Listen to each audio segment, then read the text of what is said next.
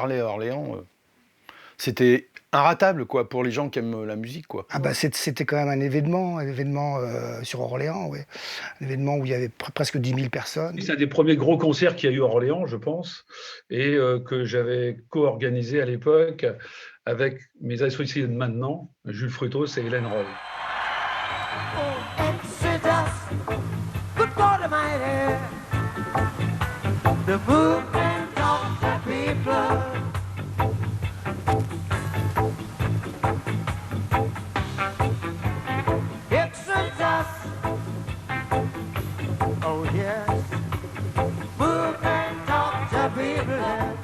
Ambiance qu'on peut plus avoir maintenant, c'est-à-dire enfumée avec des zones d'odeurs un peu différentes selon les endroits, et puis mais bonne humeur quoi. Je me souviens très bien, ils étaient au Sofitel. Ça s'appelait, avant, maintenant c'est le Mercure à Orléans. Avant ça s'appelait le Sofitel, qui est au bord de la Loire. Et ils avaient réservé tout un étage. Tout un étage. Autant dire que c'était le brouillard complet dans les couloirs.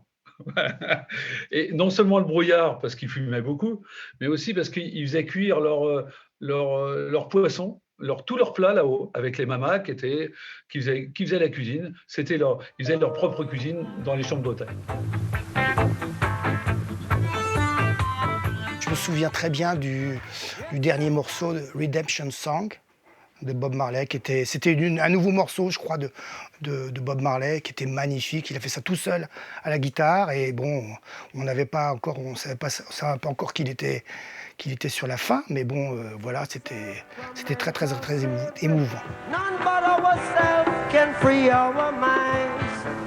Have no fear for atomic energy, 'cause none of them can stop the time. How long shall they kill our prophets while we stand aside and look? Je me souviens que c'était un super concert de reggae, hein. Et puis c'était quand même un grand frisson d'avoir le dieu du reggae. Il n'y avait pas plus grande star que Bob Marley en 80, c'était pas possible autrement, quoi. Voilà.